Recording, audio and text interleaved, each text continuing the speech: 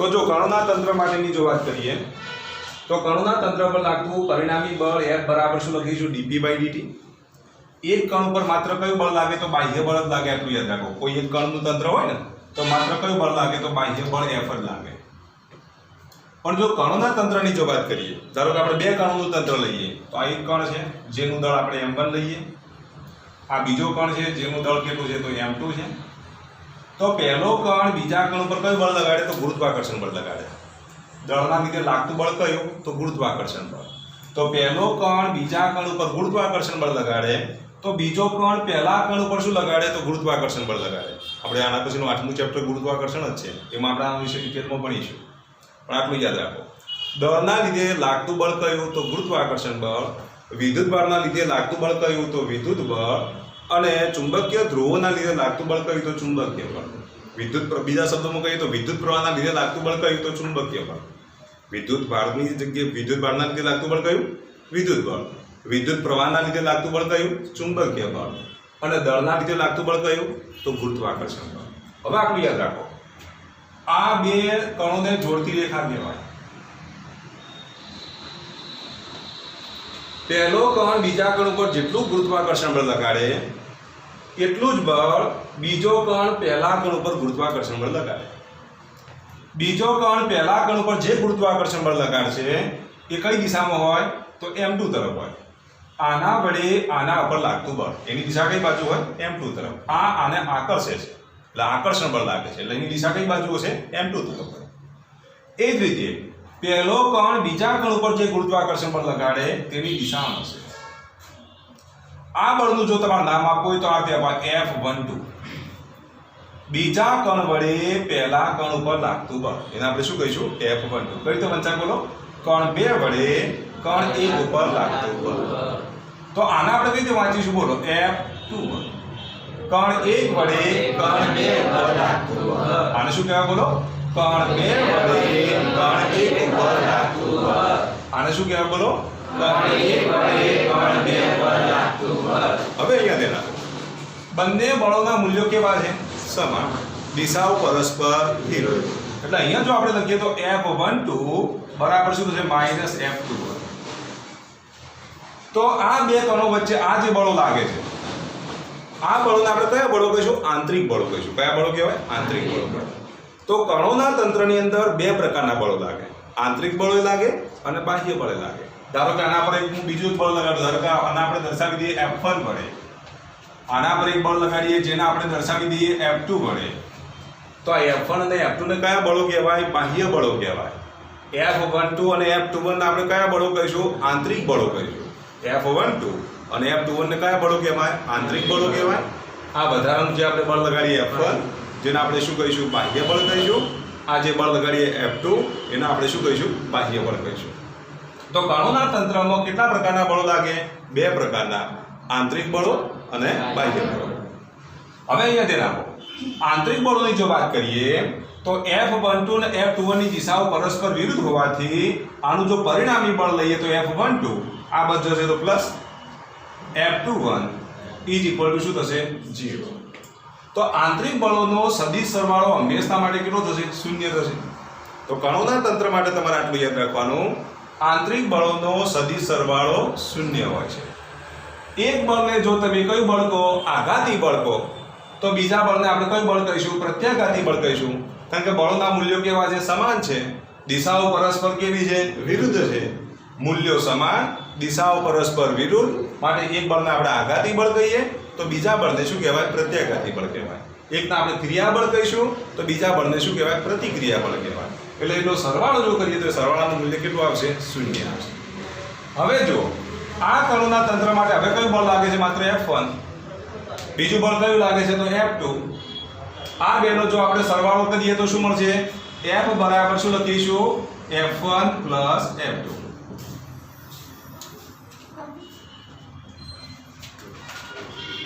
તો જો અહીંયા ધ્યાન આપો, પરિણામી બળની જો વાત કરીએ તો આના પર લાગતું બળ કેટલું તો F1, આના પર લાગતું બળ કેટલું તો F2। તો આ જે બળ મળ્યું તેને આપણે બાહ્ય બળ કહીશું। અહીંયા આપણે એ જ બળની વાત કરીએ છીએ। આંતરિક બળોનો સદિશ સરવાળો તો કેટલો થાય છે 0 જ થાય છે। તંત્ર પર લાગતું પરિણામી બળ એ કયું બળ છે તો બાહ્ય બળ છે। તો અહીંયા તમે જુઓ, ન્યૂટનના ગતિના આપણે કયા નિયમની વાત કરીએ છીએ? બીજા નિયમની. પરંતુ તેના માટે તમારે ત્રીજા નિયમનો આશરો લેવો પડ્યો. પહેલા ત્રીજા નિયમની ચર્ચા કરી અને પછી આપણે બીજો નિયમ રજૂ કરીએ છીએ. તો એનો મતલબ એ થયો, કણોના તંત્ર માટે ન્યૂટનના ગતિના નિયમો કેવા છે? પરસ્પર અવલંબિત છે. કેવા છે બોલો? ન્યૂટનના ગતિના નિયમો પરસ્પર અવલંબિત છે. જ્યારે કણ માટે સ્વલંબિત છે. જ્યારે કણનું તંત્ર, એક જ કણનું જો તંત્ર હોય તો તમે બીજો નિયમ સ્વતંત્ર રીતે લખી શકો, ત્રીજો નિયમ સ્વતંત્ર રીતે લખી શકો, પહેલો નિયમ પણ તમે લખી શકો. પણ કણોના તંત્ર માટે બીજો નિયમ જો લખવો હોય તો તેના માટે પહેલા તમારે શું કરવું પડે? ત્રીજા નિયમની અહીંયા ચર્ચા કરવી પડે છે. આંતરિક બળોનો સદિશ સરવાળો શૂન્ય થાય છે. પછી આપણે બાહ્ય બળ રજૂ કરીએ છીએ કે F બરાબર શું લખીશું? m/ac/m, અથવા તો શું લખીશું? dp/dt. તો એક નોંધ કરીને તમે લખી લો.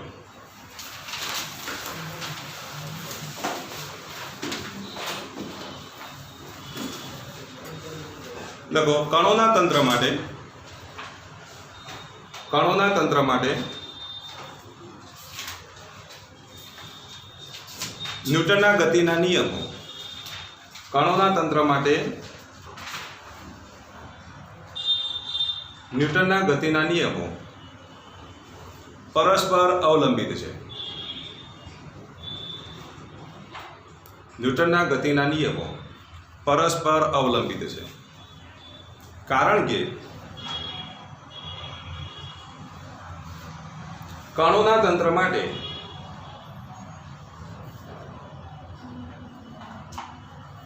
ન્યૂટનના ગતિના બીજા નિયમની ચર્ચા કરતા પહેલા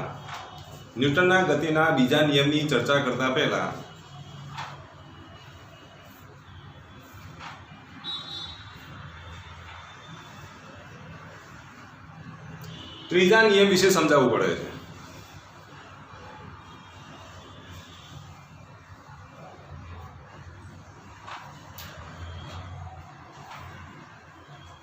તેથી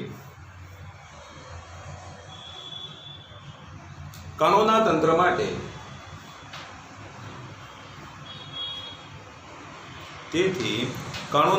માટે ન્યૂટનના ગતિના નિયમો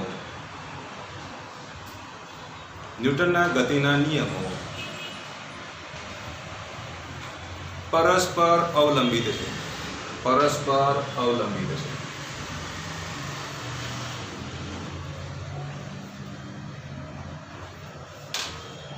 હવે જે આ જે સૂત્રો જે છે એ સૂત્રોને અનુલક્ષીને આપણે એક્ઝામ્પલ ગણવાનું છે. તો જો નીટમાં પૂછાયેલો પ્રશ્ન લખો.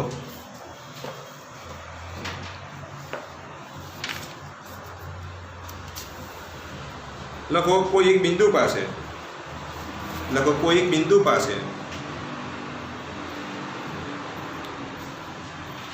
1000 kg દળ ધરાવતી કાર ઊભી છે.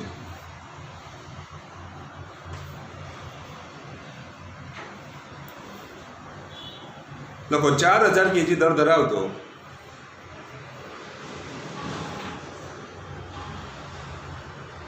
અને 20 મીટર પ્રતિ સેકન્ડની અચળ ઝડપે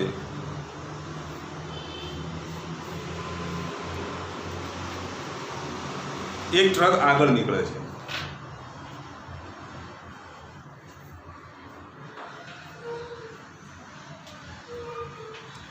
જો કાર 5 મીટર પ્રતિ સેકન્ડ સ્ક્વેરના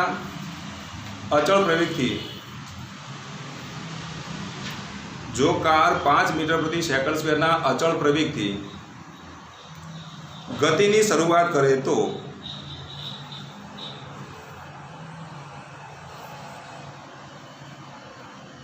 દસ સેકન્ડને અંતે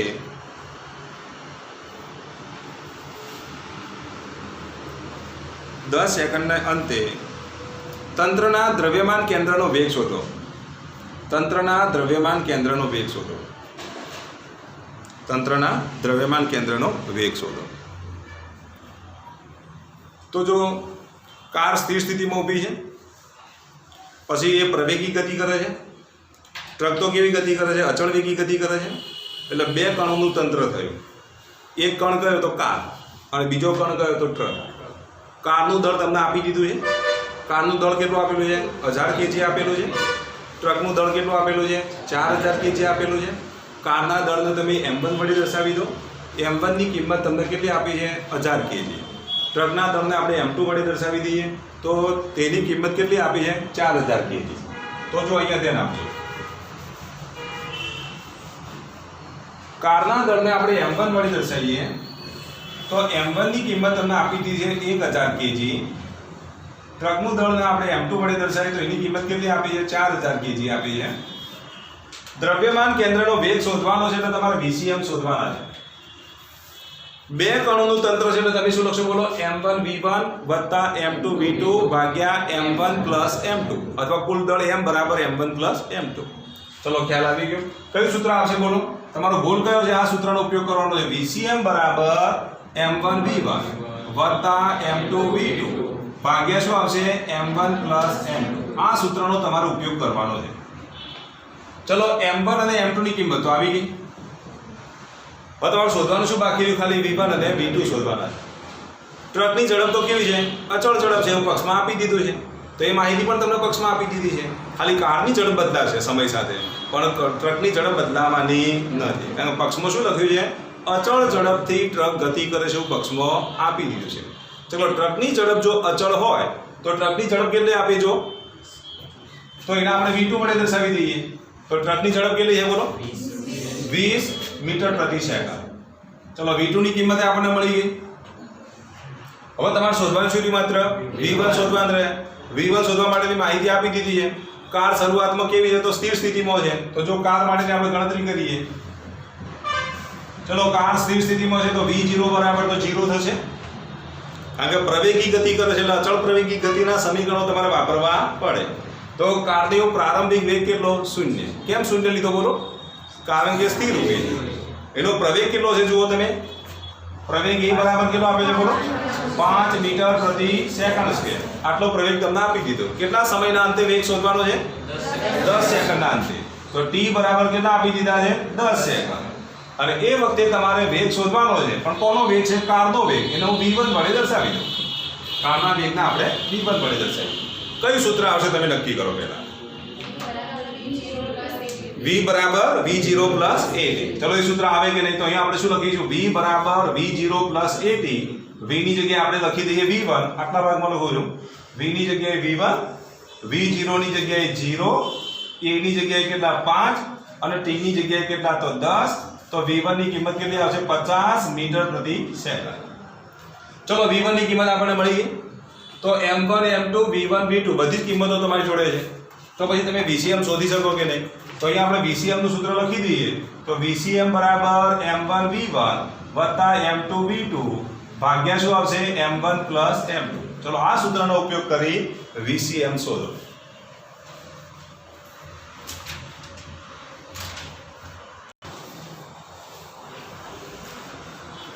તો જો જેને જવાબ ના આવતો અહીંયા ધ્યાન આપે. આપણે કારનું અંતર શોધવાનું છે તથા ટ્રકનું અંતર શોધવાનું છે. તો અહીંયા આપણે લખી દઈએ કારના અંતર માટે આપણે કારના દ્રવ્યમાન કેન્દ્રનું સ્થાન નક્કી કરવાનું છે ને. તો કાર માટેની આપણે ચર્ચા કરીએ પહેલા. તો કાર માટે પ્રારંભિક વેગ કેટલો? તો કારનો પ્રારંભિક વેગ v0 બરાબર 0. પ્રવેગનું મૂલ્ય કેટલું આપ્યું જુઓ? 5 મીટર પ્રતિ સેકન્ડ સ્ક્વેર. ત્યાર પછી કાપેલું અંતર શોધવાનું છે. તો d એટલે કે એને આપણે x1 વડે દર્શાવીએ, જે શોધવાનું છે. અને સમય કેટલો આપેલો બોલો? 10 સેકન્ડ. તો સૂત્ર કયું આવશે બોલો કાર માટે? d બરાબર v0t વત્તા 1/2 at સ્ક્વેર. d ની જગ્યાએ હું x1 લખી દઉં, v0 ની જગ્યાએ 0 એટલે આખું પદ 0, 1/2 at સ્ક્વેર. 1/2 a ની કિંમત 5, t ની કિંમત કેટલી? 10, તો 10 નો વર્ગ. ચલો આનું સાદુરૂપ કેટલું થશે બોલો? 250. ચલો x1 ની કિંમત 250 મીટર મળી ગઈ. હવે ટ્રક માટેની વાત કરીએ. તો ટ્રક માટે જો ટ્રક માટે તમે કદાચ આનું આ સૂત્ર વાપરવું હોય તો તમે વાપરી શકો. કારણ કે અચળ વેગી ગતિ કરે એટલે પ્રવેગ શૂન્ય લઈ લેવાનું. અચળ વેગી ગતિ એટલે પ્રવેગનું મૂલ્ય શૂન્ય લઈ લો. તો ટ્રક માટે પ્રવેગનું મૂલ્ય શૂન્ય છે. કેમ? અચળ વેગી ગતિ કરે છે એટલે. પ્રારંભિક વેગ v0 તમને ખબર છે. v0 કેટલા બોલો? જે અચળ વેગી ગતિ કરતો જે વેગ હોય તેનો પ્રારંભિક વેગ હોય. તો v0 બરાબર જો લખીએ તો કેટલો થશે બોલો? 20 છે ને? 20 મીટર પ્રતિ સેકન્ડ. હવે જો t ની કિંમત કેટલી લેવાની? 10 સેકન્ડ. અંતર x2 શોધવાના છે. એનું એ સૂત્ર વાપરો તોય ચાલશે, તો એનો એ જ જવાબ આવશે. પણ અચળ વેગી ગતિ હોય ત્યારે પ્રવેગનું મૂલ્ય કેટલું લઈ લેવાનું? 0 લેવું પડે. તો એનું એ સૂત્ર વાપરીને ગણો તો પણ ચાલે. વેગ બરાબર અંતર ભાગ્યા સમયવાળું સૂત્ર યાદ ના આવે તો આ સૂત્ર વાપરવાનું. પણ અચળ વેગી માટે પ્રવેગનું મૂલ્ય 0. તો અહીંયા આપણે સૂત્ર વાપરીએ તો d બરાબર v0t વત્તા 1/2 at². d ની જગ્યાએ આપણે લખી દઈએ x2, v0 ની જગ્યાએ 20, t ની જગ્યાએ 10, a ની કિંમત 0 મૂકી દઈએ તો આખું પદ 0 થઈ જશે. તો x2 ની કિંમત કેટલી આવશે બોલો? 200 મીટર આવે. તો x1 અને x2 આપણને મળી ગયા, બરાબર. તો પછી હવે આપણે xcm શોધવાના છે. તો xcm નું સૂત્ર કયું વાપરીશું? તો xcm બરાબર m1 x1 વત્તા m2 x2 ભાગ્યા m1 પ્લસ m2. ચલો m1 ની કિંમત 1000, x1 ની કિંમત 250, m2 ની કિંમત 4000, x2 ની કિંમત 200 અને m1 પ્લસ m2 ની કિંમત કેટલી? 5000.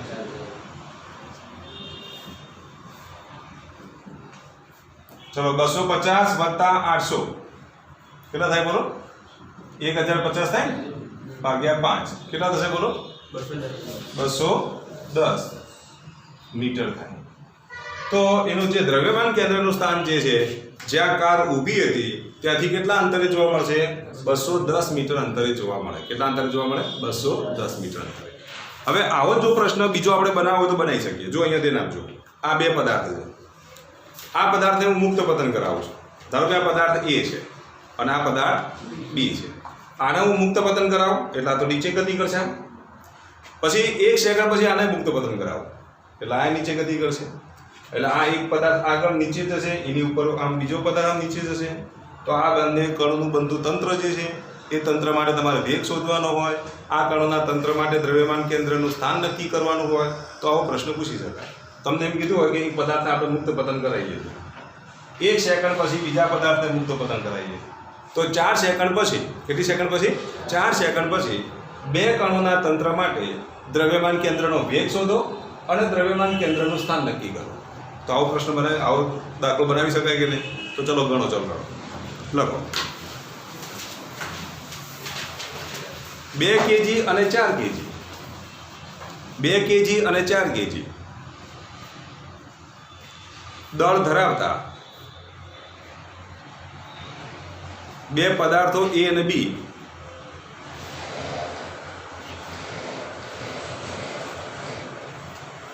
અને B ને કોઈ એક સ્થાનેથી મુક્ત પતન કરવામાં આવે.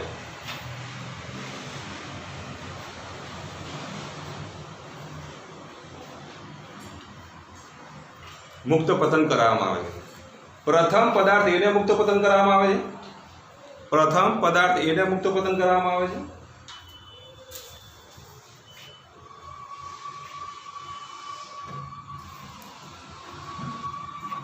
ત્યારબાદ 1 સેકન્ડ પછી પદાર્થ B ને મુક્ત પતન કરવામાં આવે છે. પદાર્થ B ને મુક્ત પતન કરવામાં આવે છે.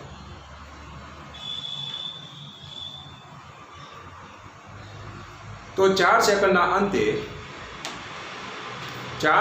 અંતે બે પદાર્થોથી બનતા તંત્ર માટે 4 સેકન્ડના અંતે બે પદાર્થોથી બનતા તંત્ર માટે દ્રવ્યમાન કેન્દ્રનું સ્થાન નક્કી કરો. દ્રવ્યમાન કેન્દ્રનું સ્થાન નક્કી કરો.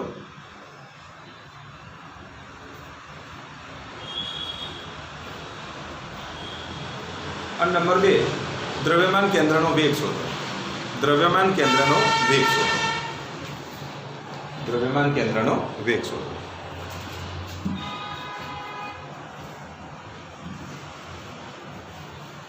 જો પહેલો કયો પદાર્થ મુક્ત પતન કરવામાં આવે બોલો? પદાર્થ A ને પહેલા મુક્ત પતન કરવામાં આવે તો પદાર્થ A માટે 4 સેકન્ડ પછીનું અંતર તમારે શોધવું પડે. પદાર્થ A માટે 4 સેકન્ડ પછી વેગ શોધવો પડે. તો પદાર્થ B માટે તમે શું કરશો બોલો? બરાબર. પદાર્થ B માટે તમે કેટલો સમય લેશો? 5 સેકન્ડ. ક્યાંથી 5 સેકન્ડ? 4 સેકન્ડમાં પહેલો મૂકી દીધો, એના પછી 1 સેકન્ડ પછી બીજો, તો બીજા પદાર્થ માટે તો 3 સેકન્ડ થાય કે નહીં? તો 3 સેકન્ડ પછી તેનું અંતર શોધવું પડે અને 3 સેકન્ડ પછી એનું શું શોધવું પડે? વેગ. ધારો કે આ જો આ પદાર્થને આપણે મુક્ત પતન કરાવીએ, 4 સેકન્ડમાં અહીંયા પહોંચે, 1 સેકન્ડ પછી આને મુક્ત પતન કરાવીએ તો આ કેટલી સેકન્ડમાં અહીંયા પહોંચે? 3 સેકન્ડમાં અહીંયા પહોંચે કે નહીં? તો બીજા પદાર્થ માટે કેટલી સેકન્ડ આવશે? 3 સેકન્ડ. અને પહેલા પદાર્થ માટે કેટલી સેકન્ડ? 4 સેકન્ડ. તો આના માટે જે તમે અંતર શોધવાના એના માટે સમય કેટલો લેવો પડે? 4 સેકન્ડ લેવો પડે. આના માટે સમય કેટલો લેવો પડે? 3 સેકન્ડ લેવો પડે. 4 સેકન્ડના અંતે આનો વેગ શોધવો પડે, 3 સેકન્ડના અંતે આનો વેગ શોધવો પડે, 4 સેકન્ડના અંતે આનું અંતર શોધવું પડે, 3 સેકન્ડના અંતે આનું અંતર શોધવું પડે. બરાબર? તો પછી વેગ અને અંતરનું સૂત્ર તમને ખબર છે. તો VCM શોધવા માટે તમે શું લખશો બોલો? m1 v1 વત્તા m2 v2 ભાગ્યા m1 પ્લસ m2. આ સૂત્રનો ઉપયોગ કરશો એટલે શું મળશે બોલો? દ્રવ્યમાન કેન્દ્રનો વેગ મળે. એ રીતે અંતર શોધીએ, y અક્ષને અનુલક્ષી વિચારીએ અથવા તો આપણે YCM લખી દઈએ. આ મુક્ત પતન કરાય તો આ y અંતર કરી દઈએ. તો શું લખીશું? YCM બરાબર તમે શું લખશો બોલો? m1 y1 વત્તા m2 y2 upon m1 plus m2. કોઈને y ગમતો ના હોય તો તમે DCM લખજો. તો અહીંયા d1 d2 કરી દેજો. આ d1 અને આ d2. આપણે છેલ્લે જવાબ જ જોઈએ છે. તો DCM બરાબર શું લખીશું? m1 d1 વત્તા m2 d2 ભાગ્યા શું લખીશું? m1 plus m2. ચલો m1 ની કિંમત આપી છે તમને? કેટલી છે? 2. તો ચલો m1 ની કિંમત આપી દીધી છે. m2 ની કિંમત 4. ચલો v1 અને v2 શોધવાના, d1 અને d2 શોધવાના. ચલો પદાર્થ A માટે તમે શું લખશો બોલો? જો પદાર્થ A માટેની વાત કરીએ, દરેકને જાતે ગણવાનો યાદ રાખજો. પદાર્થ A માટે ચલો મુક્ત પતન કરાવીએ છીએ. અહીંયા તમે લખી દેજો ગુરુત્વ પ્રવેગ 10 મીટર પ્રતિ સેકન્ડ સ્ક્વેર લો.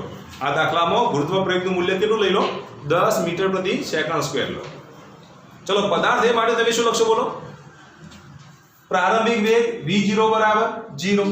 જ્યારે મુક્ત પતન એવો શબ્દ આવે એટલે યાદ રાખવાનું પ્રારંભિક વેગ કેટલો? 0. તો v0 બરાબર 0. કેટલા સમય માટે? પદાર્થ A માટે સમય કેટલો લેવાનો? 4 સેકન્ડ. અધો દિશા છે, અધો દિશા હોય તો પ્રવેગ A બરાબર g બરાબર શું લખીશું? પ્લસ કિંમત લેવાની. અધો દિશા માટે g ની કિંમત પ્લસ લેવાની અને ઉર્ધ્વ દિશા હોય તો g ની કિંમત માઈનસ લેવાની. તો A બરાબર g બરાબર 10 મીટર પ્રતિ સેકન્ડ સ્ક્વેર. ચલો ખ્યાલ આવી ગયો. આટલા સેકન્ડના અંતે તમારે શું શોધવાનું છે? એક તો વેગ શોધવાનું છે v1 એટલે કે વેગ શોધો, અને અંતર શોધવાનું છે d એટલે કે d1. તો વેગ અને અંતર બંને શોધી શકો કે ના શોધી શકો? ચલો વેગ શોધવા માટે કયું સૂત્ર વાપરશો બોલો? અહીંયા વેગ શોધવા માટે તમે કયું સૂત્ર વાપરશો? અચળ પ્રવેગી ગતિ માટે તો કયું સમીકરણ આવે? v માટે v બરાબર v0 પ્લસ at. અને અંતર માટે d બરાબર v0t પ્લસ 1/2 at સ્ક્વેર. ચલો v1 અને d1 શોધી શકો કે નહીં? આ તો પદાર્થ એની વાત થઈ. ચલો પદાર્થ v માટે તમે શું લખશો? v0 બરાબર 0. પણ સમય કેટલો લેવો પડશે? 3 સેકન્ડ. પ્રવેગનું મૂલ્ય 10 મીટર પ્રતિ સેકન્ડ સ્ક્વેર. v1 અને d1 શોધવાના, સોરી v2 અને d2 શોધવાના. ચલો શોધી શકો કે ના શોધી શકો? v1 v2 d1 d2 મળે તો પછી VCM જાતે શોધી શકો અને DCM પણ તમે જાતે શોધી શકો. ચલો આટલું કામ ફટાફટ પૂરું કરો. 5 મિનિટ આપો, 5 મિનિટમાં પૂરું થઈ જવું જોઈએ. જો અહીંયા ધ્યાન આપો, v1 ની કિંમત તમે શોધી કાઢી. ચલો v1 ની કિંમત કેટલી આવે છે? 40. v2 ની કિંમત 30. ત્યાર પછી d1 ની કિંમત 80 અને d2 ની કિંમત 45. ચલો આટલો જવાબ આવી જાય બધાને? કોઈને ભૂલ છે આમાં? જેનો જવાબ ના આવતો હોય બોલજો. આટલો જવાબ ના આવતો હોય એવા કોઈ છે? આટલું મૂલ્ય આવે છે? ઓકે. ચલો VCM ની કિંમત કેટલી આવી બોલો? 33.33. એટલે 100 ભાગ્યા 3 આવે. 200 ભાગ્યા એટલે 100 ભાગ્યા 3. બરોબર? તો VCM 100 ભાગ્યા 3 મીટર પ્રતિ સેકન્ડ. ઓકે. અને DCM કેટલા આવે છે? 56.67. તો આવા પ્રકારનો જો દાખલો પૂછાય તો તમને આવડે કે ના આવડે? તો આવડવો જોઈએ. હવે જો અહીંયા ધ્યાન આપો, કણ માટે આપણે વેગમાન સંરક્ષણનો નિયમ ભણી ચૂક્યા. હવે કણોના તંત્ર માટેની વાત કરીએ.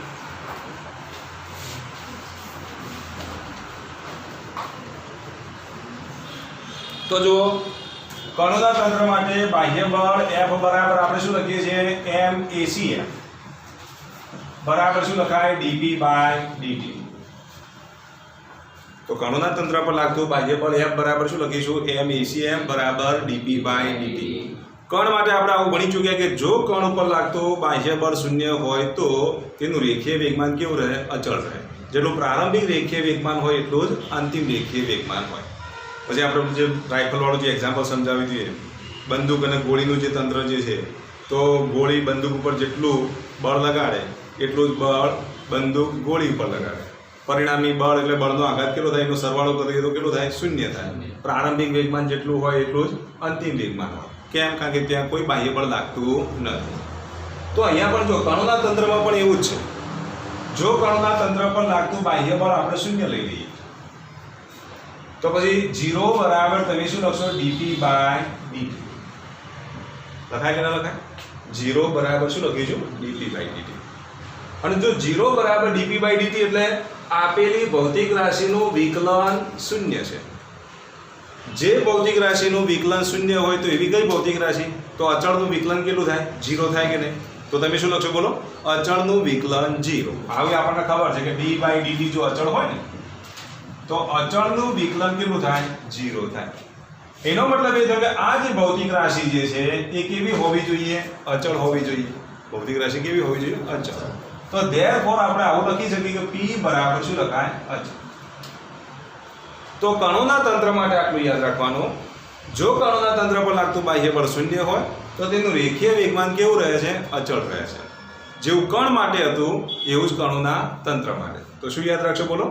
કણોના તંત્ર પર લાગતું બાહ્ય બળ શૂન્ય હોય તો તેનું રેખીય વેગમાન અચળ રહે છે. બરાબર. હવે આના બરાબર p ની જગ્યાએ જો લખીએ તો mv લખાય કે નહીં? તો mv બરાબર શું લખીશું? અચળ. અને mv બરાબર જો અચળ હોય તો આપણે આના બરાબર શું લખી શકીએ? m1v1 બરાબર શું લખીશું? m2v2.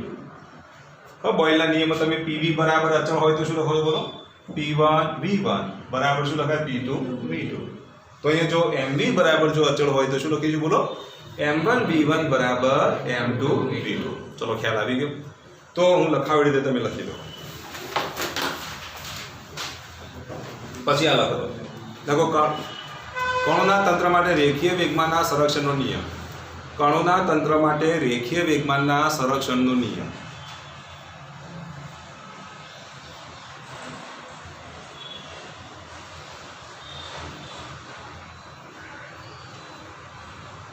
देखो जो कणोना तंत्र पर लागतुं बाह्य बळ, जो कणोना तंत्र पर लागतुं बाह्य बळ, जो कणोना तंत्र पर लागतुं बाह्य बळ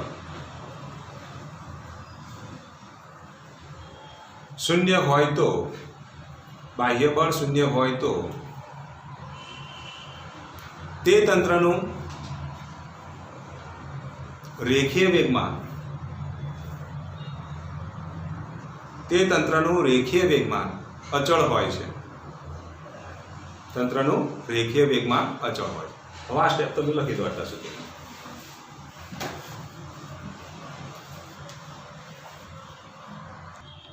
તો જો અહીંયા ધ્યાન આપો, જો કણોનું તંત્ર પર લાગતું બાહ્ય બળ શૂન્ય હોય તો તેનું રેખીય વેગમાન અચળ છે. રેખીય વેગમાન અચળ છે, બાહ્ય બળ શૂન્ય છે. આપણે કણમાં આવું ભણી ચૂક્યા કે જો કણ ઉપર લાગતું બાહ્ય બળ શૂન્ય હોય તો કણ સ્થિર હોય તો સ્થિર રહે, અચળ વેગી ગતિ કરતો હોય તો અચળ વેગી ગતિ ચાલુ રાખે. ન્યૂટનના ગતિના કયા નિયમને અનુસરે? પહેલા નિયમને અનુસરે. કયા નિયમને અનુસરે? પહેલા નિયમને. તો કણોના તંત્રમાં દ્રવ્યમાન કેન્દ્ર એ ન્યૂટનના ગતિના પહેલા નિયમને અનુસરે. આખું તંત્ર અનુસરે કે ના અનુસરે બે નંબરની વાત છે, પણ જે એનું દ્રવ્યમાન કેન્દ્ર જે છે એ શું અનુસરે? ન્યૂટનના ગતિના પહેલા નિયમને અનુસરે. તો દ્રવ્યમાન કેન્દ્ર સ્થિર હોય તો સ્થિર રહે અને અચળ વેગી ગતિ કરતો હોય તો અચળ વેગી ગતિ ચાલુ રાખે છે. તો લખી દો, નોંધ કરી દો. તો કણોના તંત્ર પર લાગતું બાહ્ય બળ શૂન્ય હોય ત્યારે, કણોના તંત્ર પર લાગતું બાહ્ય બળ શૂન્ય હોય ત્યારે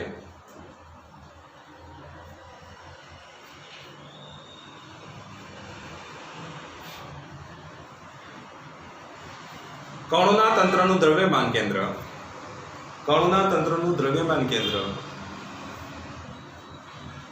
સ્થિર હોય તો સ્થિર રહે છે, સ્થિર હોય તો સ્થિર રહે છે,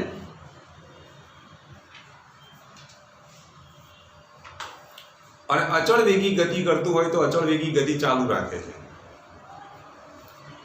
અચળ વેગી ગતિ કરતું હોય તો અચળ વેગી ગતિ ચાલુ રાખે છે.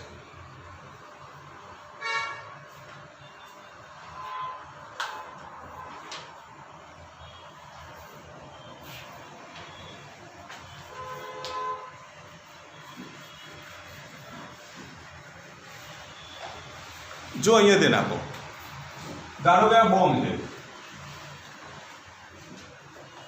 બોમ્બ સમજી લેજો, આ બોમ્બ છે બરાબર. આ એનું દ્રવ્યમાન કેન્દ્ર છે, અહીંયા આમાં દ્રવ્ય ભરેલું છે બરાબર, અહીંયા રાસાયણિક દ્રવ્ય ભરેલું છે. આ બોમ્બનું શું કહેવાય? દ્રવ્યમાન કેન્દ્ર કહેવાય બરાબર. એનું ગુરુત્વીય કેન્દ્ર જ આપણે એનું દ્રવ્યમાન કેન્દ્ર લઈએ બરાબર. તો આ એનું દ્રવ્યમાન કેન્દ્ર છે. ચલો, બોમ્બ ઉપર કોઈ બાહ્ય બળ લગાડતા નથી એટલે એનું દ્રવ્યમાન કેન્દ્ર કેવું હશે બોલો? બોમ્બ સ્થિર છે, કોઈ બાહ્ય બળ લગાડતા નથી માટે એનું દ્રવ્યમાન કેન્દ્ર કેવું હશે? તો સ્થિર હશે. તો આ સ્થાને સ્થિર. હવે અચાનક બોમ્બ ફૂટે તો એની જે કરચો જે છે, ધારો કે બોમ્બ ફૂટ્યા પછી એક ટુકડો આ બાજુ જાય છે, ધારો કે બીજો ટુકડો આ બાજુ દિશામાં જાય છે, ત્રીજો ટુકડો આ દિશામાં જાય છે, ચોથો ટુકડો આ દિશામાં જાય છે, પાંચમો ટુકડો આ દિશામાં જાય છે. તો આ જે ટુકડાઓમાં એવો ફેરફાર થશે, એવી દિશામાં ગતિ કરે કે જેથી કરીને દ્રવ્યમાન કેન્દ્રનું સ્થાન તો એના ત્યાં જ રહે. આના માટે તમે દ્રવ્યમાન કાપેલું અંતર લો d1 અને આનું દળ લો m1, આને કાપેલું અંતર તમે લો d2 અથવા તો આનો સ્થાન સદિશ આપણે r1 લઈએ અને દળ કેટલું લઈએ? m1. આ દિશામાં જે છે આના ડોગલ બિંદુ ગણી લઈએ. આની દિશામાં જે સ્થાન સદિશ લઈએ એને આપણે r2 વડે દર્શાવીએ. આનું દળ કેટલું લઈએ? m2. આ ત્રીજા ટુકડા માટે દળ કેટલું? તો m3. સ્થાન સદિશ કેટલું? તો r3. ચોથા ટુકડા માટે દળ કેટલું? તો m4. સ્થાન સદિશ કેટલું? તો r4. પાંચમા ટુકડા માટે દળ કેટલું? તો m5. અને સ્થાન સદિશ કેટલું? તો r5. તમે આ બધાનો તમે શું કરો? RCM શોધવાનો પ્રયત્ન કરો. તો RCM જો તમે લખો તો m1 r1 m2 r2 આ સૂત્રનો ઉપયોગ કરીને જો તમે RCM શોધો તો એનું એક બિંદુ મળશે. પહેલા જે બિંદુ હતું એનું એક બિંદુ અહીંયા મળશે. કેમ બોલો? કારણ કે અહીંયા કોનો વાગે છે? કોઈનો મોબાઈલ વાગે છે? બંધ કરી દો.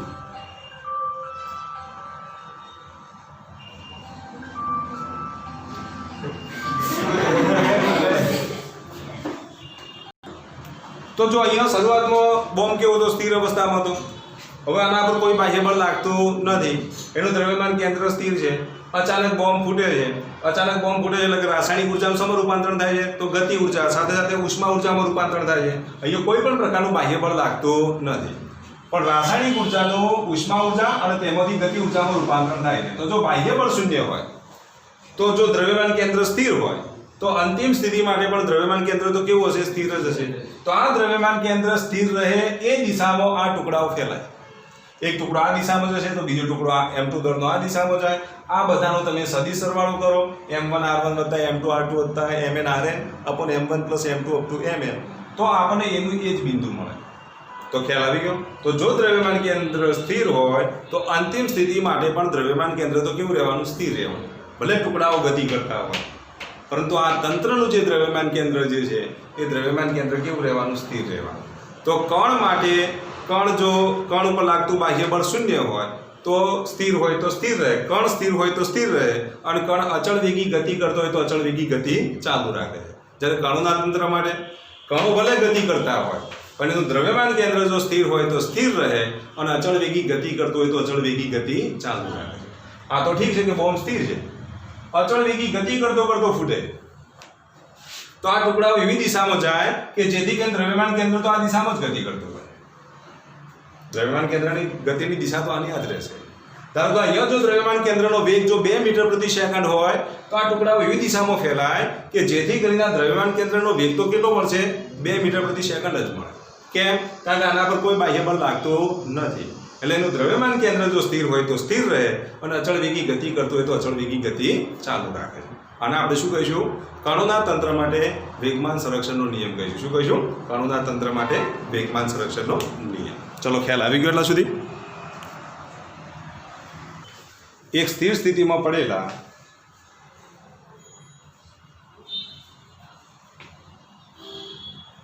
બોમ્બ ફૂટતા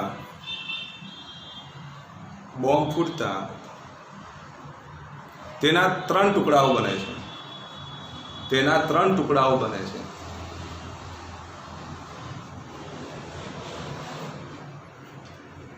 તેમાંથી 2 સમાન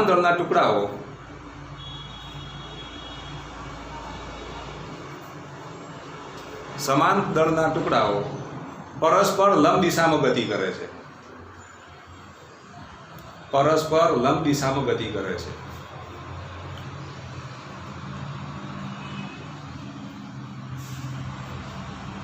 અને આ 2 ટુકડાઓ કરતાં 3 ગણું દળ ધરાવતો ટુકડો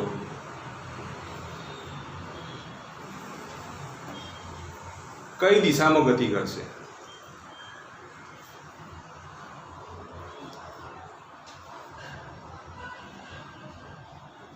તથા તેના વેગનું મૂલ્ય શોધો.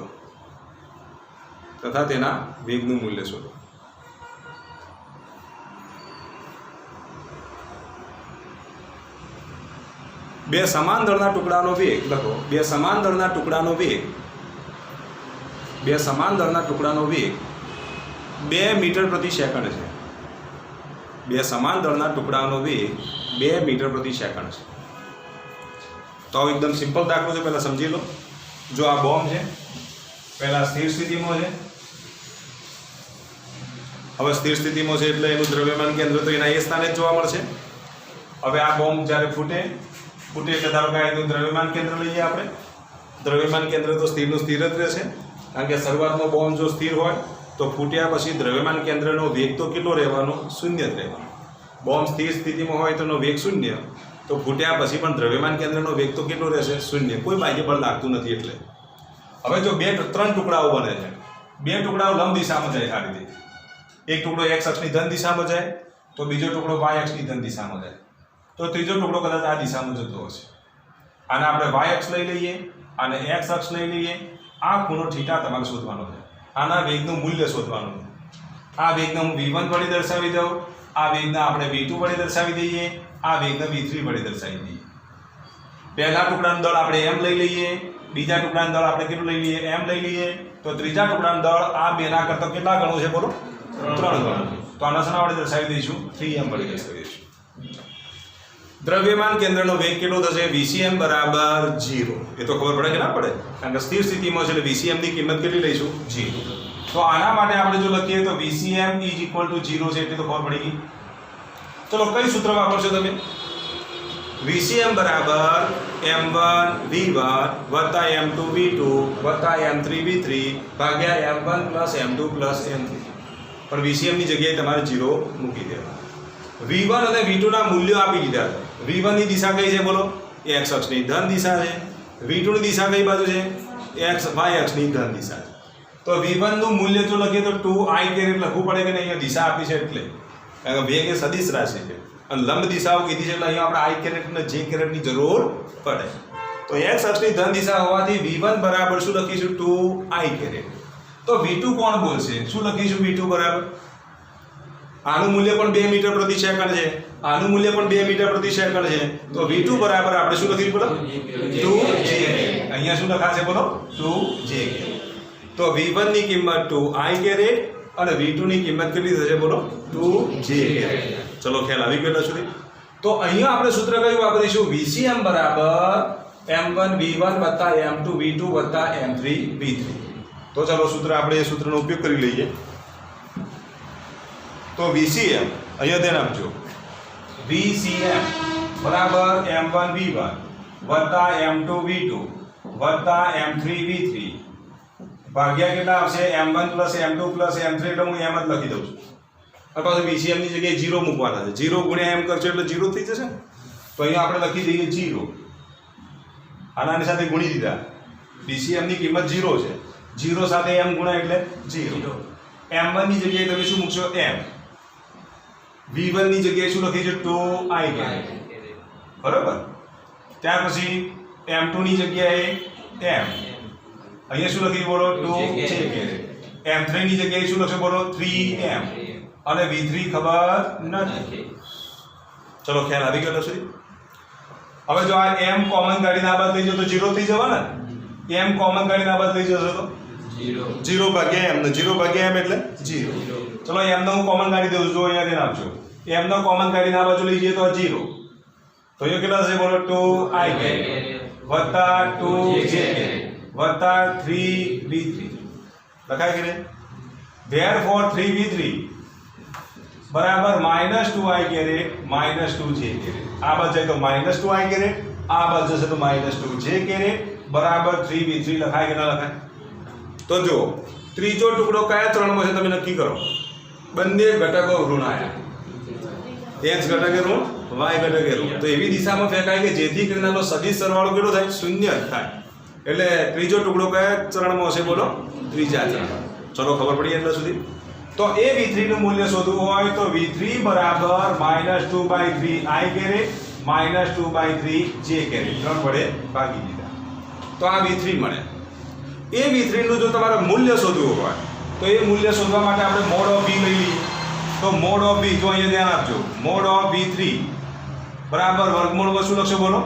-2/3 નો વર્ગ વત્તા -2/3 નો વર્ગ. એનું મૂલ્ય શોધવું હોય તો ખબર છે ને, સદિશનો મોડ કરો એટલે વર્ગમૂળમાં x ઘટકનો વર્ગ વત્તા y ઘટકનો વર્ગ. ચલો ખબર પડી એટલા સુધી. તો -2/3 નો વર્ગ વત્તા -2/3 નો વર્ગ કેટલો થશે બોલો? 4/9 વત્તા 4/9 એટલે 8/9 થાય. એટલે 8/9 એટલે શું લખીશું બોલો? 2√2/3. અથવા તો એક સ્ટેપ બધા લખી દઈએ.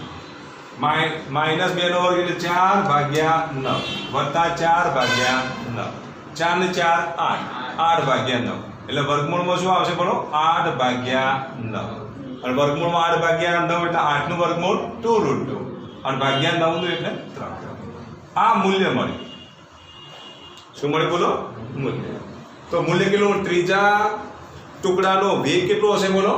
2√2/3 મીટર પ્રતિ સેકન્ડ હોય. આ ત્રીજા ટુકડાનો વેગ. ચલો ખબર પડી એટલા સુધી.